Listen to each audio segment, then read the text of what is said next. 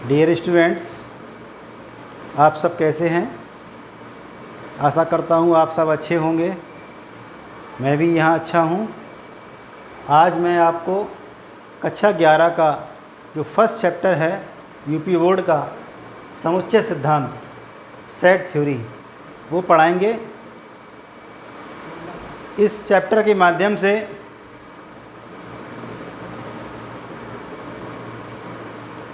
आप अपना जो बेस है, यानी कि ये जो चैप्टर है उस चैप्टर का प्रयोग आप chapter number 2 relation and function संबंध और फलन उसमें भी करेंगे, और बीजगणित एक चैप्टर है उसमें भी इसका प्रयोग होगा, और एक चैप्टर आपका और है प्रायिकता में भी इसका प्रयोग होगा। इस लिहाज से ये चैप्टर बहुत महत्वपूर्ण है, बहुत मायने रखता है। तो हम अब इस चैप्टर के बारे में बिंदु पॉइंट वाइज पॉइंट आपको बताएंगे। तो सबसे पहले हम इस चैप्टर में समुच्चय सिद्धांत के इतिहास से स्टार्टिंग करेंगे। आखिर समुच्चय सिद्धांत का क्या इतिहास है वो। दूसरा है समुच्चय की परिभाषा उदाहरणों द्वारा स्पष्ट करेंगे। तीसरा पॉइंट है समुच्चय का संकेतन क्या है। तीसरा पॉइंट और चौथा पॉइंट है संख्याओं पर आधारित कुछ महत्वपूर्ण समुच्चय, और अगला पॉइंट है वो समुच्चय का निरूपण। तो हम एक एक करके आइए ये डिस्क्राइब करते हैं समुच्चय सिद्धांत का इतिहास। समुच्चय सिद्धांत का क्या इतिहास है? तो समुच्चय सिद्धांत का प्रतिपादन जर्मन गणितज्ञ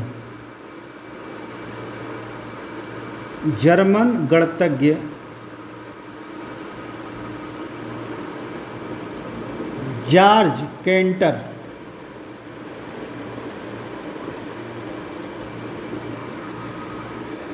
(1845 से 1916) ये इनका जीवन काल है। 1845 से 1916 इनके ही द्वारा किया गया था, इसलिए इनको जॉर्ज केंटर को समुच्चय सिद्धांत का पिता क्या कहते हैं? समुच्चय सिद्धांत का पिता, समुच्चय सिद्धांत का पिता कहते हैं। फादर ऑफ सेट थ्योरी वो कहलाते हैं हमारे जॉर्ज केंटर। ठीक है। अब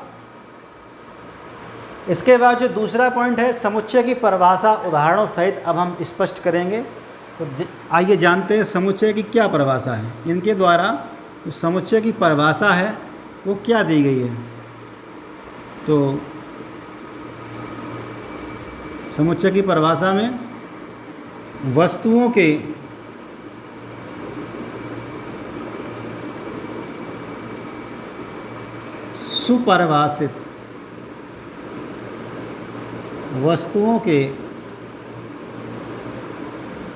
सुपरिभाषित संग्रह को समुच्चय कहते हैं। समुच्चय सेट कहते हैं। अब यहाँ एक ध्यान देने वाली बात है सुपरिभाषित। ठीक है ना। अगर इसको हम इंग्लिश में लिखें तो ये परिभाषा हो जाएगी collection set is a well defined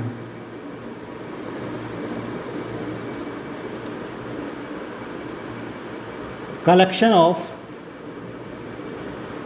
objects. ठीक, ये जो वेल डिफाइंड शब्द है इसका मतलब ये है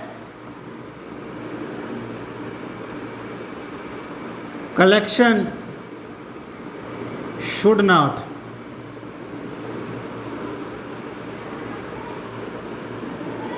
change person to person, person to person, यानी कि जो कलेक्शन है, वेल डिफाइंड कलेक्शन है, ये कलेक्शन कैसा होना चाहिए, वो पर्सन से पर्सन में चेंज नहीं होना चाहिए। ठीक, तो ऐसा जो कलेक्शन होगा वस्तुओं का, वो मेरा कहलाएगा सुपरिभाषित संग्रह। ठीक है, तो हम कुछ विभिन्न प्रकार के कलेक्शन आपके सामने लिखते हैं, फिर उसमें हम छांटेंगे कि कौन सा कलेक्शन सुपरिभाषित है और कौन सा कलेक्शन सुपरिभाषित नहीं है। और जो कलेक्शन सुपरिभाषित होगा वो मेरा समुच्चय कहलाएगा, और जो कलेक्शन सुपरिभाषित नहीं होगा वो मेरा समुच्चय नहीं कहलाएगा। तो देखिए पहला एग्जाम्पल, विभिन्न संग्रह, विभिन्न संग्रहों के उदाहरण।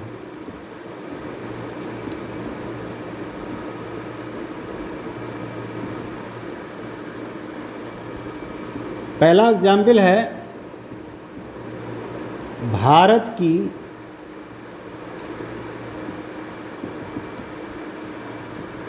नदियों का संग्रह। दूसरा उदाहरण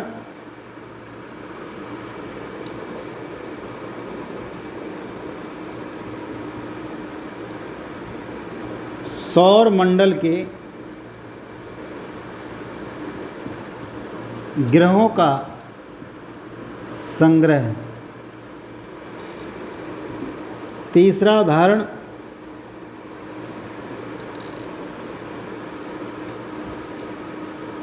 भारत के अच्छे लेखकों का संग्रह। और चौथा उदाहरण आपकी कक्षा के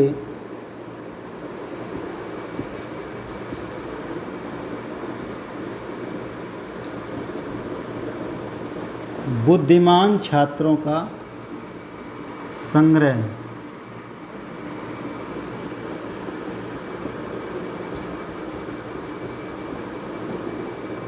अंग्रेजी वर्णमाला के स्वरों का संग्रह। ये मैंने 5 एग्जाम्पल लिए। अब हम इन पांचों एग्जाम्पल्स में एक एक करके ये बताएंगे कि कौन सा संग्रह सुपरिभाषित है और कौन सा संग्रह सुपरिभाषित नहीं है। ठीक, तो देखिए मैं यहाँ पे आपको बता चुका हूँ collection should not change person to person. तो पहला जो हम इसमें एग्जाम्पल समझाएंगे वो लेंगे एग्जाम्पल नंबर 4। इससे आपकी समझ में जल्दी आएगा। कैसे? मैंने कहा आपकी कक्षा के बुद्धिमान छात्रों का संग्रह। ठीक है, अब आपकी क्लास के बच्चे सोच में पड़ गए, चक्कर में पड़ गए कि कौन सा बच्चा अपना हाथ उठाए। अगर मैं ये कहूँ कि आपकी कक्षा 11 के जो बुद्धिमान छात्र हैं वो अपना अपना हाथ उठाएं, तो आप भ्रम की स्थिति में पड़ जाएंगे। आप ये निर्णय नहीं ले पाएंगे कि मैं हाथ उठाऊं या नहीं उठाऊं। ठीक है, क्यों? क्योंकि सर पता नहीं किस बच्चे को बुद्धिमान समझ रहे हैं, किस बच्चे को बुद्धिमान नहीं समझ रहे हैं। कोई मापदंड तो बताया नहीं। अगर मैं ये कहता कि 60% से ऊपर नंबर लाने वाले बच्चे हाथ उठाएं तो बच्चे जल्दी हाथ उठा देते। ठीक है, लेकिन यहाँ चूँकि लिखा हुआ आपकी कक्षा के बुद्धिमान छात्रों का संग्रह, ऐसी स्थिति में निर्णय ले पाना संभव नहीं है। यानी कि जो कलेक्शन है वो चेंज हो रहा है, पर्सन टू पर्सन में चेंज हो रहा है। इसका मतलब ये जो एग्जाम्पल नंबर 4 है ये सुपरिभाषित संग्रह में नहीं आएगा। ये सुपरिभाषित संग्रह नहीं है, सुपरिभाषित संग्रह नहीं। ठीक, अब मैं कहूँ भारत की नदियों का संग्रह, तो भारत की नदियों का संग्रह जो बच्चे जिनको जानकारी होगी वो तो बता देंगे, गंगा यमुना कावेरी। पहला बच्चा वो बोलता है, दूसरा बच्चा भी यही बोलता है गंगा यमुना सरयू कावेरी। तो इसका मतलब दोनों के मतों में कोई अंतर नहीं है। ठीक है, तो ये पहला वाला जो समुच्चय है, ये समुच्चय जो है वो ये संग्रह जो है ये सुपरिभाषित संग्रह है, ये वाला सुपरिभाषित संग्रह है। दूसरा एग्जाम्पल सौर मंडल के ग्रह बुध शुक्र पृथ्वी मंगल। ये पहले बच्चे ने कहा बुध शुक्र पृथ्वी मंगल शनि अरुण वरुण, ठीक, यहाँ तक उसने बोला 8 ही ग्रह तो हैं सौरमंडल में। तो वही 8 ग्रह जो दूसरे बच्चे ने बताए, तो इसका मतलब ये भी जो है दूसरा संग्रह भी सुपरिभाषित संग्रह हुआ। अब तीसरा एग्जाम्पल भारत के अच्छे लेखकों का संग्रह, फिर वही वाली बात आ गई जो एग्जाम्पल नंबर 4 में थी। अब अच्छे लेखक वो पता नहीं किस चीज़ के अच्छे लेखक हों, वो हिंदी के राइटर हों, वो अंग्रेजी के राइटर हों, वो उर्दू के राइटर हों, तो आप ये चीज़ कन्फर्म नहीं कर पा रहे हो। इसका मतलब ये भी जो कलेक्शन है वो पर्सन टू पर्सन चेंज हो रहा है, ठीक। इसका मतलब ये भी सुपरिभाषित संग्रह नहीं है, ये भी नहीं था सुपरिभाषित संग्रह। अंग्रेजी वर्णमाला के स्वरों का संग्रह, इसको देखिए, अंग्रेजी वर्णमाला में कौन कौन से आते हैं, ए ई आई ओ यू। तो ये जो संग्रह है ये तो आप मान लीजिए पहला बच्चा वो भी यही बताएगा, दूसरा बच्चा होगा वो भी यही बताएगा, ए ई आई ओ यू, ठीक। इसको हम लोग ये सुपरिभाषित संग्रह के अंतर्गत आएगा।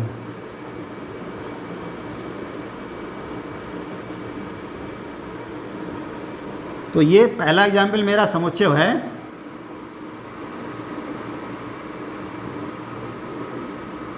ये भी सेट है, सेट नहीं, ये भी सेट नहीं, और ये सेट है, ठीक। तो इस प्रकार आप सेट की परिभाषा अच्छी तरीके से समझ चुके हैं। अब इसके बाद समुच्चय का संकेतन, समुच्चय को हम लोग डिनोट कैसे करेंगे, समुच्चय का संकेतन, नोटेशन कैसे करेंगे। समुच्चय को हम लोग प्रायः अंग्रेजी वर्णमाला के बड़े अक्षरों ए बी सी, अंग्रेजी वर्णमाला के बड़े अक्षरों ए बी सी या डॉट डॉट डॉट या एक्स वाई जेड इत्यादि से प्रदर्शित करते हैं, ठीक है। और उनके जो अवयव होंगे, उनके जो सदस्य होंगे, अवयव होंगे, उनको हम लोग अवयवों को small letter A B C से प्रदर्शित करते हैं,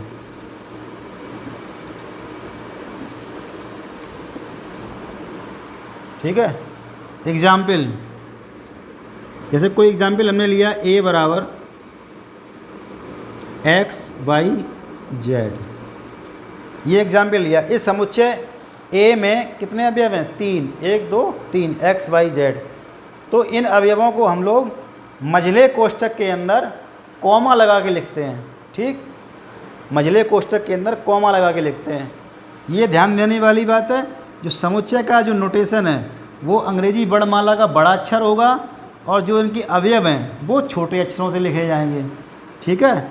अब जैसे कि x इस समुच्चय ए का अवयव है, तो इसको हम लोग मैथमेटिकल ऐसे लिखेंगे, x बिलोंग्स टू ए। ये चिन्ह जो है वो है बिलोंग्स टू का, किसका है, बिलोंग्स टू, ठीक। इसको कैसे पढ़ेंगे, x belongs to A, x belongs to A. अब मान लीजिए इसमें अवयव ए नहीं है, तो इसको लिखेंगे A does not belongs to set A, इसको हम लोग लिखेंगे A not belongs to A, ठीक। ये बात आपके समझ में आ रही होगी। ये जो एप्सिलॉन अक्षर होता है, ये जो अक्षर है इसको हम लोग, ये एप्सिलॉन अक्षर होता है, क्या इसका नाम होता है, एप्सिलॉन, एप्सिलॉन। ये ग्रीक अक्षर होता है, ग्रीक भाषा का, ग्रीक भाषा का अक्षर है। ठीक। अब इसके बाद जो अगला पॉइंट है, चौथा पॉइंट, समुच्चय का निरूपण। समुच्चय का निरूपण, उससे पहले हम जो है कुछ समुच्चय बताएंगे जो आपकी काम में आने वाले हैं। वो मेन समुच्चय देख लीजिए। तो उन समुच्चयों में पहला समुच्चय है महत्वपूर्ण समुच्चय।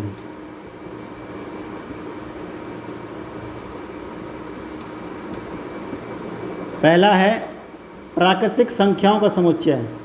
प्राकृतिक संख्या समुच्चय को हम लोग n से डिनोट करते हैं, अंग्रेजी वर्णमाला के बड़े अक्षर n से डिनोट करते हैं। और इसके जो 1 2 अवयव होंगे, 1 2 3 4 dot dot and so on, अनंत तक लिखे जाएंगे। ठीक। दूसरा समुच्चय जो होगा वो होगा पूर्ण संख्याओं का समुच्चय, जिसको डिनोट करेंगे हम लोग W से। किससे करेंगे? W से। इसके अवयव लिखे जाएंगे 0 1 2 3 4 dot dot dot and so on. ये है प्राकृतिक संख्याओं का समुच्चय, प्राकृतिक संख्याओं का।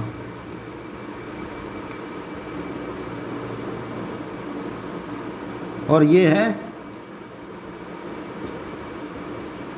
पूर्ण संख्याओं का समुच्चय।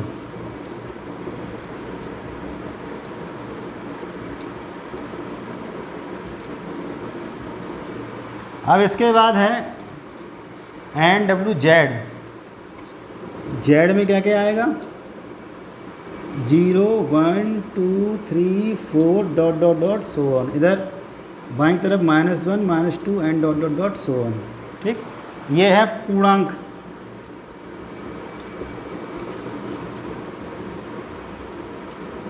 पूर्णांक संख्याएं। उसके बाद परमेय संख्याएं Q। परमेय संख्याओं को हम लोग डिनोट करते हैं Q से। Q बराबर होता है P/Q such that P, Q belongs to Z and where Q not equal to 0। Q not equal to 0। ये हैं परमेय संख्याएं। परमेय संख्याएं। ठीक। उसके बाद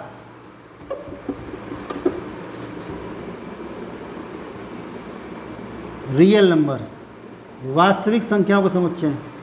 वास्तविक संख्याओं के समुच्चय में क्या होता है?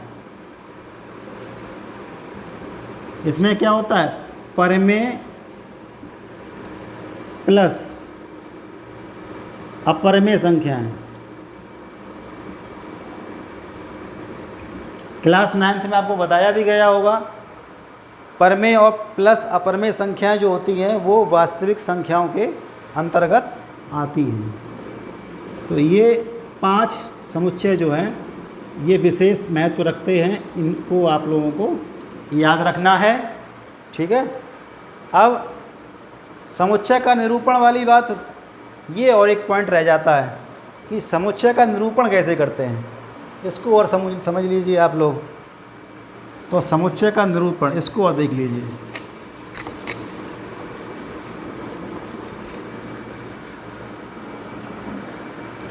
समुच्चय का निरूपण उनकी संख्या के आधार पर 2 प्रकार से होता है। पहला जो समुच्चय है वो है रोस्टर फॉर्म।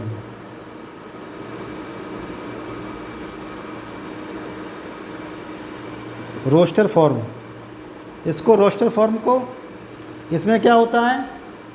इस समुच्चय में अवयवों को मझले कोष्ठक के अंदर कॉमा लगा के लिखते हैं। कैसे लिखते हैं? कॉमा लगा के। ठीक। अगर इसमें अवयवों की संख्या निश्चित है तो हम लोग उस समुच्चय को रोस्टर फॉर्म से निरूपित करते हैं। अगर अवयवों की संख्या निश्चित नहीं है तो हम लोग किससे? Set builder form. दूसरा एग्जाम्पल इसका लीजिए। मान लीजिए पहला एग्जाम्पल हमने ले लिया, ये दूसरा एग्जाम्पल AEIOU।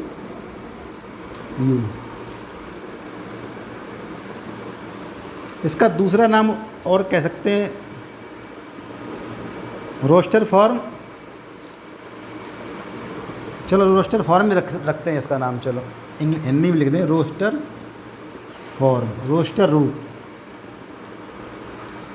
ज़्यादा नाम भी आप मत याद करें, केवल एक नाम याद रखें, रोस्टर फॉर्म, ठीक, रोस्टर रूट। उसके बाद दूसरा है समुच्चय निर्माण विधि।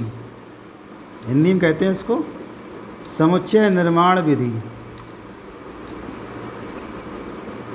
इसको हम लोग इंग्लिश में कह सकते हैं सेट बिल्डर फॉर्म। क्या कह सकते हैं? Set builder form. इसमें क्या होता है?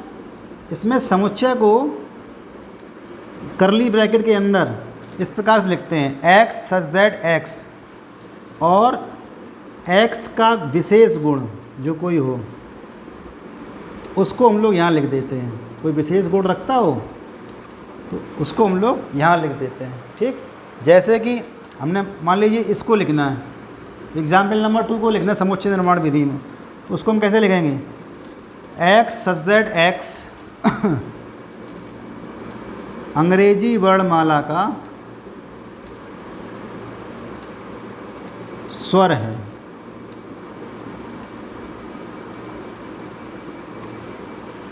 तो इस प्रकार हम लोग रोस्टर फॉर्म से सेट बिल्डर फॉर्म में बना सकते हैं और सेट बिल्डर फॉर्म से रोस्टर फॉर्म में, ठीक।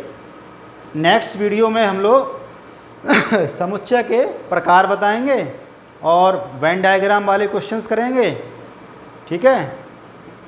Thank you.